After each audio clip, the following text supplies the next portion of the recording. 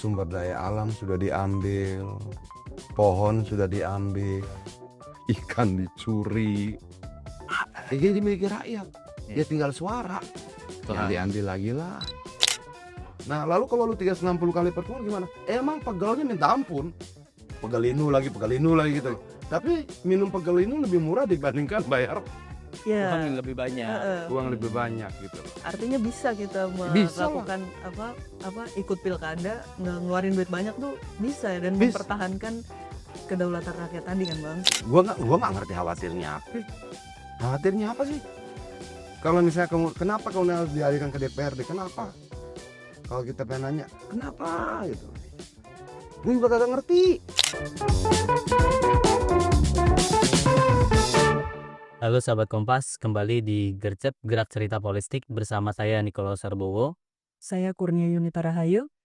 Oke, kali ini kita akan bahas dinamika politik terkini dunia terkait wacana pemilihan kepala daerah lewat DPRD. Nah, ini gimana kalau lu melihat situasi yang terjadi sekarang, karena banyak sudah partai politik yang ada yang menolak, ada yang setuju gitu ya. Ya, belakangan ini kan walaupun masih reses tapi Panas ya, Stas ya. iya. Apa namanya, banyak ide dari fraksi parpol gitu kan ya. Kemudian juga semakin lama kedengarannya wacana untuk mewujudkan gagasan pilkada melalui DPRD itu semakin kuat gitu ya. Dari kayaknya mayoritas parpol sudah mendukung gitu. Sebenarnya Mayoritas partai dari masih ada 8. nggak sih yang menolak? Harusnya masih. Selama ini kita lihat yang belakangan bersuara pelantang itu PDI Perjuangan. Nah, karena itu kita lihat nih situasi kebatinannya sampai sekarang apakah masih atau seperti apa. Kita sudah kedatangan tamu istimewa, politisi PDI Perjuangan, Bang Adrian Apitupulu. Terima kasih sudah hadir. Terima kasih sudah ngundang. Anggota DPR yang juga kita kenal sebagai aktivis kerakyatan gitu ya. Terakhir, aktivis kaitan.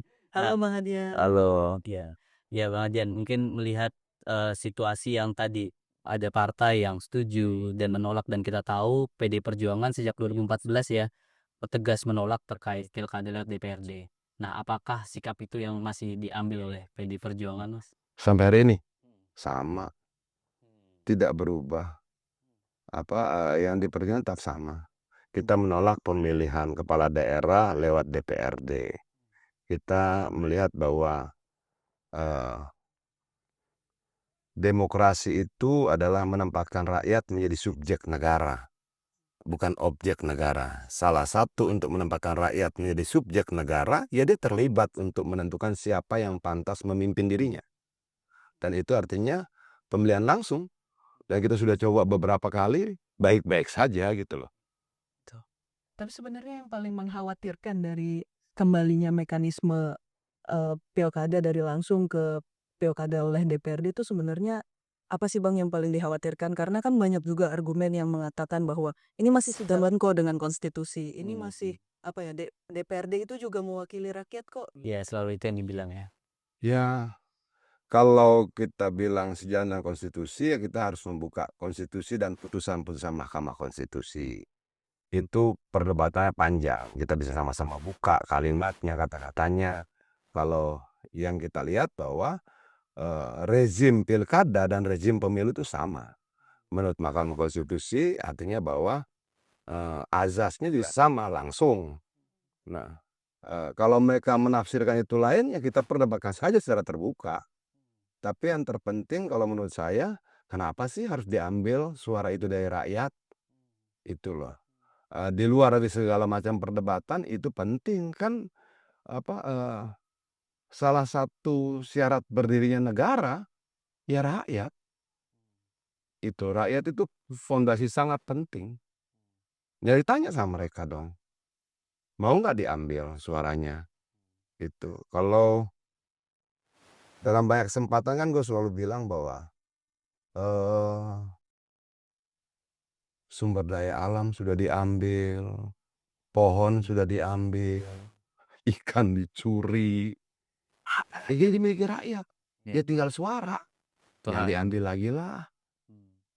Tinggal Betul itu itu. yang mereka miliki dan harapan suara itu ketika dipertahankan bisa membawa perubahan yang baik buat rakyat. Nah, ketika itu diambil lagi, apa yang kita sisakan buat rakyat? Udah nggak ada apa-apa lagi ya, Bang. Iya. Itu ada. Harapan untuk hidup lebih baik kecil karena tingkat upahnya sangat rendah dibandingkan negara-negara tetangga kita sekalipun. Artinya bahwa harapan saya sudah berat, Ya. gitu loh. Tinggal suara yang tersisa jangan diganggu lah. Nah, kalau dengan argumentasi itu masih masuk akal. Ya, kalau gini ya, kita bisa bilang DPRD juga mewakili rakyat. Kita bisa bilang DPR RI juga mewakili rakyat. Ya kalau begitu semuanya aja, gitu. Sampai pilpres ini nggak usah lewat pemilihan langsung. Kalau itu menjadi argumentasi, kenapa hanya berlaku untuk argumentasi tingkat kota, kabupaten, dan provinsi, tidak menjadi argumentasi untuk tingkat nasionalnya? Pilpresnya udah dipilih lagi ya sama MPR seperti dulu. Kan MPR juga mewakili rakyat, gitu. Kalau itu argumentasinya, tapi saya tidak melihat itu ya. Eh, Semakin besar partisipasi dan keterlibatan rakyat dalam proses perjalanan negara ini, maka semakin demokratislah negara ini. Artinya itu menjadi prinsip penting untuk kita mengukur kualitas demokrasi kita. Rakyat harus menentukan, iya dia harus menentukan. Apa yang harus dia tentukan? Apapun. Dia harus menentukan siapa yang menjadi pemimpinnya. Di mana? Di tingkat nasional, di tingkat daerah, bahkan di tingkat desa, bahkan di tingkat RT RW. Dia harus menentukan apa? Dia harus ikut duduk bersama menentukan upah yang pantas diterima oleh suaminya, istrinya, anaknya bekerja. Dia harus menentukan semakin besar partisipasi rakyat, semakin demokratis kita. Kata kuncinya daulat rakyat ya, Bang? Iya dong. Rakyat. Itu loh. Jangan kemudian kita perdebatkan itu dengan ya kan DPR juga dipilih rakyat, gitu loh. Ya, Jadi selalu kayak gitu. karena situasi udah buruk gitu ya, tinggal ada kedaulatan rakyat, masa itu mau diambil juga ya, Bang? Iya dong. Dan itu mungkin kalau secara dilihat kan banyak yang bilang juga untuk kita memberi disinsentif atau insentif kepada kepala daerahnya agak susah ya, Bang. Kalau itu dipilih DPRD ya, itu juga yang kekhawatiran. Gua nggak ngerti khawatirnya apa. Khawatirnya apa sih? Kalau misalnya kenapa kemudian harus dialihkan ke DPRD? Kenapa? Kalau kita pengen nanya, kenapa gitu loh. Gue juga kagak ngerti. Sampai pusing. Dan itu memutar roda ekonomi di bawah. Saat pemilu, saat pilkada, yang terjadi bukan cuma rotasi kepemimpinan saja, tapi juga perputaran ekonomi di bawah itu berputar. Dan gue bingung kenapa sih nggak kita biarin aja? Ada ekonomi pemilu soalnya di situ ya, Iya. Bang? Dan setahu Oke. gue dulu zaman Sri Mulyani dia mengakui bahwa perputaran ekonomi dari seluruh aktivitas pemilu ini tinggi sekali, Iya. tinggi sekali. Nah, tapi di luar biaya penyelenggaraan yang juga memicu perputaran ekonomi di bawah gitu ya, Bang. Ada juga politik uang yang juga semakin marak gitu. Itu kan dua hal itu ya, money politik dan juga biaya penyelenggaraan yang besar kerap jadi kambing hitam itu dari banyak Karena politisi. mungkin bagian banyak yang merasa gitu ya. Gini. 514 kabupaten kota, kita anggaplah satu kabupaten kota itu 2 pasangan calon berarti 1000. Ya total ada sampai gubernur ya taruh total ada 1500, taruhlah 2000. 2000 pasang itu berarti 4000 orang. Kalau menurut gua lebih baik lu periksa tuh money politik di 4000 orang daripada kemudian lu bilang ada money politik yang ketangkep kagak ada, tapi kemudian sistemnya lu rubah. Itu loh. Ada 4000 orang yang dianggap berpotensi melakukan money politik. Negara gagal menangkap, mengusut proses itu.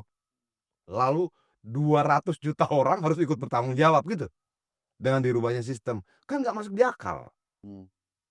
Kegagalan negara untuk mengontrol calon-calon kepala daerah yang sekitar 4000 orang ini, kemudian rakyat harus bertanggung jawab. Bertanggung jawabannya apa? Ya dirubah sistemnya, kan begitu. Rakyat kehilangan haknya. Kenapa ya hak lu hilang? Karena negara gagal menangkap money politik gitu loh.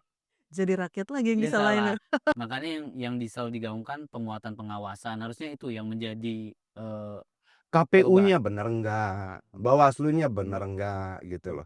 Kemudian medianya berani nggak mengungkap siapa-siapa yang melakukan praktek itu. Tapi kalau kemudian itu menjadi satu-satunya alasan, di pileg juga banyak money politiknya.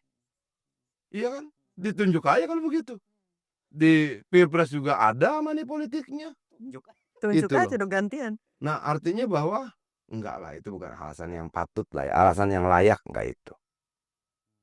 Tapi sebenarnya kalau menurut Bang Adian dan PDI Perjuangan mungkin ya melihat bisa nggak sih diturunkan ongkos politik yang terlanjur besar itu Ongkos politik dari siapa? dari calon calon. apa Kepala daerah. kontestan Iya, ya tuh, heeh. Ya bisa lah. gimana? Tapi kan nggak semua punya nama ya, Bang Adian. Nggak semua punya basis Terus kalau dia kultural. nggak punya nama, dia nggak dekat sama rakyat, terus dia modalnya apa? Dipertanyakan Ya, juga dia nah maju itu, ya. ya bisa aja yang pindah dari provinsi mana ke mana kan Bukan, ada maksud gue begini dong. Kan ini persoalan pertama rekrutmen. Bagaimana rekrutmennya? Gini, eh apakah di pileg juga ada teman-teman yang kemudian money politik? Adalah. Persoalan dia menang kalah itu persoalan nanti gitu. Tapi ada nggak yang nggak pakai? Ada juga. Ya. Gitu loh. Artinya bahwa itu tergantung bagaimana kita mengelolanya kok. Bagaimana kita. Gini ya. Dulu nih bos ya, gue pileg nih 2014 nih, gue kagak punya duit. Udah gimana lah ceritanya bikin stiker mahal. Gue bikin stiker segede gini, lawan gue bikin 2 kali lipat. Gue bikin ukuran yang baru, dia bilang sampai segede plano dibikin. Gue bilang ini gimana ceritanya kalau begini. Gue pengen bikin segede plano, nggak punya duit, karena kata stiker mahal. Terus bagaimana? Ya gue pakai kertas biasa, print 1 plano, ya modalnya lem kanji. Gitu loh, jauh lebih murah, jauh lebih murah. Itu pilihan di kita. Itu lu mau pakai kaos yang mana? Kaos katun apa? Combat 30, 20 atau yang bagaimana? Yang pakai merek apa kagak gitu loh. Atau lu mau pakai yang TC yang bagaimana? Itu tergantung lu. Oke. Tergantung calonnya. Oke. Gitu loh. Apa kalau lu datang, lu butuh dikawal berapa puluh orang, berapa puluh mobil? tergantung dari calonnya. Loh iya dong. Kayak misalnya gua kampanye 2 mobil, Bos. Satu mobil bawa atribut, satu gua udah kucuk gitu loh. Ada lagi yang kampanye 6 mobil, 7 mobil. Lah bensinnya udah lebih banyak. Nah, itu tergantung bagaimana si calon mengelola. Nah, itu bagian dari cara mengatasi Iya. bagaimana pilkada nggak lewat dari DPRD tadi berarti sebenarnya ya, Mas. Belum lagi kalau ada mahar ke parpol gitu ya Bang, itu menambah apa biaya ongkos politik nggak Bang? Gini, gua itu kemarin ketua tim pemenangan pilkada. Oke. Oke, dari PDI Perjuangan. Iya. Apakah ada mahar? Enggak. Yang ada apa? Uang saksi. Oke. Itu kolekan, sanggup uang saksi berapa sekian. Oke, nanti kita tambahin yang lain segala macam kita bantu. Dan saksi dan partai punya struktur sampai tingkat ranting, anak ranting. Sehingga untuk mengumpulkan saksi tidak berat dan tidak mahal buat kita. Karena kaderisasinya sampai tingkat anak ranting. Ranting itu desa, anak ranting itu RW gitu loh. Nah, tergantung bagaimana partai politiknya. Kalau partai politik yang tidak mampu membangun strukturisasi kadernya sampai tingkat RT RW, setiap kali pemilu dia hire-nya mahal. Itu loh. Oke. Kalau PDI Perjuangan sampai anak ranting. Jadi sebenarnya ongkos politik yang tinggi ini ekses kali ya Bang, ekses dari ya itu tadi proses produksi apa calon kepala daerah di internal partai politik yang nggak berjalan, pelembagaan partai yang lemah, kemudian juga apa ya penyederhanaan semua masalah tuh jadi kayak bisa dibeli dengan uang gitu. Ya, karena gua dulu nggak punya duit, Bos. Waktu gua nyalek 2014 itu, maka gua harus buat pertemuan sebanyak mungkin. Modal pertemuannya berapa satu pertemuan? Maksimal 1 juta. Terus gua buat berapa kali pertemuan? 360 kali pertemuannya, Bos. Apa bisa nggak gue cuma bikin 50 kali? Ya bisa. Tapi duitnya jadi gede banget. Yang turun bukan Adian, tim yang banyak itu yang turun, dan tim ini dibayar semua, jadi begede gitu loh. Nah, lalu kalau lu 360 kali pertemuan gimana? Emang pegawainya minta ampun, pegalinu lagi gitu loh. Tapi minum pegalinu lebih murah dibandingkan bayar Uang yang lebih banyak. uang lebih banyak gitu loh. Artinya bisa kita Bisa lah. melakukan apa ikut pilkada nggak ngeluarin duit banyak tuh bisa dan Bisa. mempertahankan kedaulatan rakyat tadi kan Bang? Iya, kayak gua naik pesawat gitu ya. Heeh. Selama ini gua selalu naik pesawat kan ekonomi. Mau kemana-mana. Kalau berdebat sama teman-teman, kenapa lu naik ekonomi lebih murah? Gue bilang, dan lebih dulu landing. Karena pesawat kan begini, teng. Ekonomi kan belakang gitu loh. Jadi yang pertama Iya. Berangkatnya belakang. berangkat belakang. Nah, tapi landing. Tapi landingnya Kayak ada pertama, landing. karena belakang dulu landingnya dang lah, Iya, duk iya, gitu. iya. Oh kita dua nyampe Iya, gitu, iya, jadi lebih iya. cepet gua gitu loh. Iya. Analoginya. Ya, ya, ya, memang apa ya dan juga membuktikan kan Bang Adin kan di Kabupaten Bogor ya Bang. Itu juga dulu butuh perjuangan lebih ya Waduh. Bang. Saya tahu sih lawan-lawannya juga. Aduh. Dan itu berlaku entah pileg atau pilkada. Sebenarnya kalau lu punya ya cara yang lebih mendekatkan rakyat Gini, gitu ya. gua tidak tahu ya. Kompas kan punya lembaga survei ya, Litbang ya. Coba dong lu buat, rakyat lebih suka didatangi oleh calon atau didatangi amplopnya. Menarik nih. Kalau menurut gua, dari yang gua alami bos, Apa calonnya datang. calonnya? Iya. Calonnya datang. Walaupun kan ada yang bilang enggak duitnya mau tapi gua nggak milih itu gimana? Nah itu pintar rakyatnya gitu loh. Ambil uangnya jangan pilih orangnya kan begitu. Eh, Rakyat ini bos ya, kita duduk dengar mereka cerita, mereka marah, mereka cerita dengar aja. Itu lebih berarti dibandingkan lu buat duit. Itu loh, itu jauh lebih berarti. Mereka bisa bercerita sambil nangis. Habis itu lu salam, lu pandang matanya, itu dia inget tuh bos, mata lu sampai hasil pencoblosan. Seperti itulah rakyat kita gitu. Elit politik inilah yang kemudian merubahnya kemudian, sudahlah pakai duit aja. Gitu loh. Kenapa? Banyak hal. Mungkin mereka nggak tahan dengar curhatan rakyat. Kan kalau turun ke bawah kan, dari 100 obrolan misalnya kan 99 kan curhat. Ekonomi, anak nggak punya uang sekolah, sakit nggak bisa bayar, rumah sakit susah, apa itu. Nah kita pasang kuping lah, siapkan diri gitu. Seringkali orang menghindari itu, sudahlah. Iya, nggak siap dengan Gitu itu. loh. Bang. Dan dia bingung menjanjikan apa kan? Iya, betul. Efeknya apa Bang? Kalau misalnya ya benar-benar ini tetap goal, apakah itu ya perlawanan itu tetap Bang Adian melihat bakal tetap ada dari publik?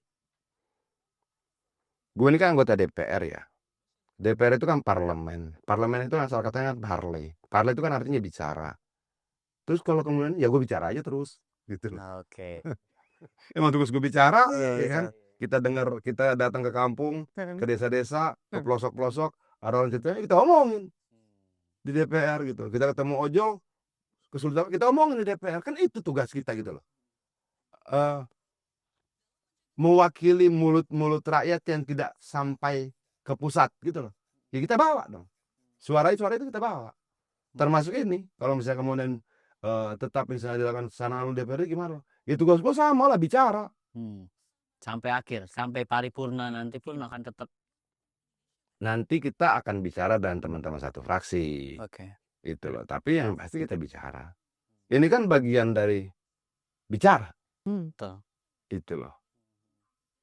Bang, tadi kalau ngelihat apa ya, politisi itu kan sebenarnya bisa ya berkampanye dengan ongkos politik yang minim.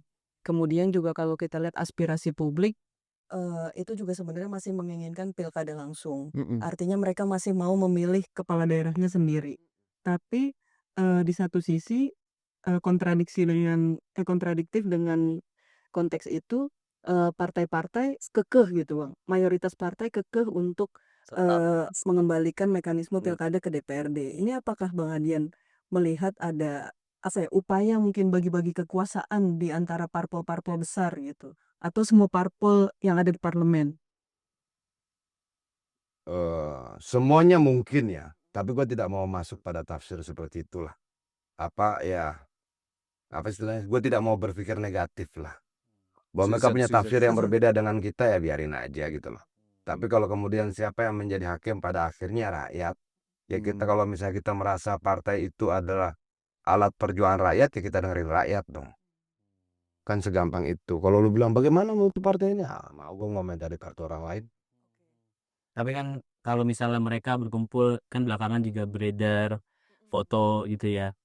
Ya ketum partai bertemu gitu ya dengan ada Dasko di situ ya. Nah, di situ sempat ada mungkin kabar juga ada pembagian mungkin secara daerah atau apa seperti apa. Nah, itu Bang Adian mendengar seperti itu dan seperti apa gitu. Gue lihat fotonya, tapi gue gak dengar suaranya. Karena cuma foto doang, gak ada suaranya. Terus menurut lu gimana? Nggak mau gue pikirin. Nanti gue menjadi tiran buat yang lain. Orang kumpul-kumpul aja lo komentarin yang gitu loh. Lu gimana berkuasa, lu belum Iya. berkuasa udah komentar orang kumpul gitu loh. Tapi takut ditinggal nggak sih Bang PDI Perjuangan seperti 2014 atau ya pada akhirnya nanti juga publik yang akan melihat. Ditinggal elit politik, ditinggal presiden yang pernah kita perjuangan itu, Sebut nama dong. Udah pernah ya, yang Bang? pernah kita perjuangan itu udah pernah kita lakukan. Problem buat kita tidak. Yang paling kita takutkan kalau ditinggal rakyat. Kalau ditinggalin ya mantan presiden kita ini. Tapi ditinggal rakyat yang paling. Tinggal Yang rakyat. paling kita takutkan kalau kita ditinggalkan rakyat. Dan kita harus berjuang, jangan. Oke. Untuk itu bagaimana? Kita diajarkan untuk mampu mendengarkan suara rakyat seperti mendengarkan detak nadinya. Sampai segininya dekatnya, gitu kira-kiranya. Tapi kan kalau secara politik tentu lobby-lobby itu harus berlangsung karena nggak mungkin PD Perjuangan sendiri. Itu Abang udah melihat belum fraksi atau enggak secara partaian DTP mencoba untuk jangan seperti ini. Itu dilakukan juga nggak sama PD Perjuangan untuk memperjuangkan bahwa ini hak rakyat. Sebagai partai politik lewat mekanisme parlemen kan kita juga sering ngumpul bareng sama teman-teman itu Ya. gitu loh. Bahwa kemudian disampaikan dalam mekanisme formal atau informal sambil ngopi atau bisa gak sih ngelobi sambil main padel, nggak bisa nak ya? Atau sambil apa Setelah gitu? ya, di sela-sela. Ah, setelah main padel ngopi apa itu bisa-bisa saja. Dan kita kan tidak pernah menolak seluruh upaya untuk berkomunikasi dengan siapapun. Apalagi kalau kemudian komunikasi itu memang baik bagi kita untuk bisa membuat gini. Gua itu orang yang percaya ya. Manusia beradab, bangsa beradab bisa menyelesaikan persoalan-persoalan di antara mereka dengan berbicara satu dan yang lain. Ketika masing-masing berangkat dari kerendahan hati. Itulah. Duduk bersama itu modalnya satu, kerendahan hati masing-masing. Oke, rasional ya, jangan pakai perasaan ya, jangan baperan ya, angkanya begini. Gitu loh. Rakyat begini. Ini biaya pemilu sekian. Sebenarnya ini bisa ditekan kok kalau begini, gitu loh. Bisa nggak kemudian ditekan biayanya? Bisa digabungin pilkada sama pileg sama pilpres. Itu salah satu alternatif gitu loh. Tapi kalau kemudian uang itu turun buat rakyat, kok lu marah sih? Gitu loh. Kalau kemudian ada 5 juta sampai 10 juta orang menerima upah dalam 1 bulan sebagai KPPS misalnya, sebagai PPK, sebagai saksi dari partai, kan banyak banget bos yang terlibat. Kok lu kesel sih? Gitu loh. Biarin aja kalau menurut gua ya. Kan biaya itu didapat dari rakyat melalui pajak. Lalu negara kembalikan untuk melaksanakan pemilu. Kok negara jadi keberatan gitu loh? Jangan dong. Kan itu bukan gua misalnya pemerintah nih. Uang gua keluarin buat rakyat, gua keberatan. Uang rakyat kok. Kenapa harus keberatan? 84% APBN kita kan dari pajak. Dan pajak itu kembali dalam bentuk biaya pilkada. Kembalinya tidak ke orang per orang, tapi untuk sekian juta orang. Kenapa pusing? Kasih aja. Tapi secara di internal PD Perjuangan kabarnya memang terbelah juga ya Bang. Maksudnya ada yang memang mendukung, ada yang Emang ada yang mendukung? yang nggak tahu mungkin. Oh karena lu inilah kalian ini itu kan. Enggak ya, Bang. Semua menolak. Kayak karena ada lobby-lobby tadi maksudnya. Jadi karena kabarnya ada nih PD Perjuangan dapat nih ntar daerah sini gitu. Ada nggak sih Bang lobby ke Lobby-lobby di situ. PDI Perjuangan gitu, bahkan sampai nawarin Sampai gitu ya? hari ini PDI Perjuangan solid terpimpin. Oke. Sulit. Lu jangan bikin isu-isu lagi lu. Oh, iya. Solid terpimpin ya Bang. Oke. Dan itu memang rencananya akan disampaikan di sikap itu di Rakernas kan. Ya rakernas ya pasti rakernas partai politik ya pasti bicara soal politik lah. Masa rakernas partai politik bicara soal yang lain? Apakah bakal menegaskan sikap PDI Kita Perjuangan? tunggu sih tanggal Mei-nya. Sampai mau jatuh gue. Dan kalau mungkin ini juga bicara soal Rakernas yang juga bertepatan dengan PDI Perjuangan, Bang. Ini kan kalau dilihat 2014 ya, nih itu menolak keras ya, nih. Nah, dan itu cukup membuat ya karena PDI Perjuangan menjadi oposisi pada Ya. saat itu menjadi daya pendorong juga PDI Perjuangan menjadi partai terbesar. Habis itu walaupun harus dengan orang yang tadi abang nggak mau sebut, mungkin itu juga daya pendorong juga. Tapi sebagai partai oposisi yang keras, nah itu juga akan ada nggak kira-kira efek elektoral setelah kalau benar-benar PDI Perjuangan memperjuangkan ini? Begini. Kalau lu mau berbuat baik buat rakyat, berbuat baik sajalah dulu. Tanpa kemudian berhitung barter, nanti kita dapat suara lu gede. Gitu loh. Itu sama saja kemudian lu sedang berdagang gitu loh. Jangan bahwa kemudian efeknya bisa seperti itu, biarin aja. Tapi jangan kemudian lu berbuat baik karena efek itu gitu loh. Berbuat baik ya berbuat baik saja. Nggak perlu kita perdebatkan nanti mau dapat suara berapa itu persoalan nanti. Tapi persoalan sekarang bagi kita adalah bagaimana menyuarakan suara rakyat itu tetap ada. Itu saja.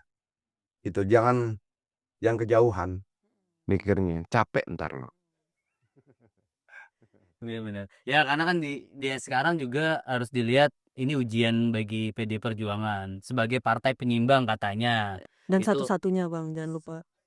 Gini. partai. Gue ini kan berkali-kali ketemu dengan ketua umumnya. Coba dalam kepala lu kalau ketemu dengan ketua umum partai ngobrol apa? Oh, ngomong Apa? Demokrasi. ya, kalau sama Bu Kalau Mega Bu ngomongin Mega, tanam. anggrek. Ini Enggak, ini benar. Adian, kamu sekarang sedang ngerjain apa? Bu, saya lagi nanam talas. Talas buat apa? Talas buat apa? Talas tuh begini. Oh, iya betul. Gitu. Iya. Itu bisa dijadikan sebagai bahan baku pengganti tembakau ya? Bisa, Bu. Bisa nggak kamu bawa talasnya? Gue bawa daun talasnya. Ya. Seminggu kemudian ketemu lagi. Dia bilang, Adian, itu sudah saya potong-potong. Coba, sudah saya rajang segala macam. Itu. Kemudian kita bicara lagi soal apa? Itu kalau kemudian kita buka lahan untuk pertanian, coba cek deh Sang Hyang Sri, bibit itu cukup tak? Gitu loh. Coba cek deh pupuknya ada nggak? Apa kayak kemarin misalnya berbicara soal bencana. Itu dia tuh bicara yang dibutuhkan apa? Sarung. Sarung tuh bisa dipakai semua. Laki-laki bisa, perempuan bisa. Itu. Dia tuh sampai memikirnya yang detail-detail seperti itu. Jadi kalau berpikir ketemu dengan ketua umum partai seperti PDI Perjuangan tuh bicara kekuasaan, ini nggak ada bos. Gitu loh. benar-benar apa rakyat yang Iya. dibutuhkan, terus juga pengganti pangan biasanya gitu ya kalau itu. Betul. Bukan. Kalau tahu ya. Lu kayaknya apal. Jadi sampai istri gue itu disuruh masak bos. Kita tuh bikin lomba istri-istri kita itu untuk masak apa nasi goreng dan bahkan bakuin segala macam. Sampai begitu gitu loh. Jadi menurut gua sampai hari ini tidak pernah gua mendengar Ibu Mega bercerita tentang kekuasaan. Bagaimana merebut kekuasaan, tidak ada. Rakyat. Nah, itu yang menurut gua perlu dikomunikasikan. Itu loh. Kamu sudah ngecek harga sayur belum bulan ini? Itu bisa tanya, Bos. Gitu. Iya. Siap, Bu. Kita cek. Nanti kamu laporkan nih. Sampai harga sayur dia minta tahu. Ini dia minta tahu. Adian, itu ojol kenapa? Itu gue jelasin. Oh begitu ya, iya. Gitu loh. Adian, kamu waktu itu ada di RCM pas apa Avanto Tabak itu gimana? Dia bilang gitu. Gue jelaskan, Bu. Waktu itu pagi sampai sore saya di Medan. Ketemu dengan Gubernur Sumatera Utara bicara soal Komisi 5, jalan segala macam dan Badan Aspirasi Masyarakat. Lalu saya pulang sampai Jakarta jam 9.15. Kemudian saya dapat telepon dari teman-teman driver ojol bahwa keluarga tidak boleh nengok jenazah. Nah, saya berpikir itulah saat terakhir orang tua memeluk jenazah anaknya. Nggak boleh dilarang. Karena itu saya datang. Sampai itu dia tanya gitu. Oh, kamu benar. Oke. Itu loh. Benar. Jadi memang yang ada di pikiran pimpinan PDIP itu selalu berpusat pada rakyat gitu ya Bang. Tidak tidak melulu soal kekuasaan gitu lah ya. Justru menurut gua persentase, gua malah belum pernah dengar ya bicara soal kekuasaan ya. eh, ada isu terkait dengan rakyat ya, dia cepat banget. Ini hutan kita sisa berapa ya? Kamu kan Komisi 4, kamu tanya nanti ya. Oh gitu Gitu. ya? Iya. Produksi benih kita itu kan kalau tidak salah itu kan Sanghyang Sri BUMN-nya. Coba cek. Sekarang kita sudah produksi benih padi apa gitu. Oh, kalau nggak siap bisa gagap. Oh banyak bos. Gue juga sering gagapan. Yang dia tanya tuh seringkali tidak kita. Iya.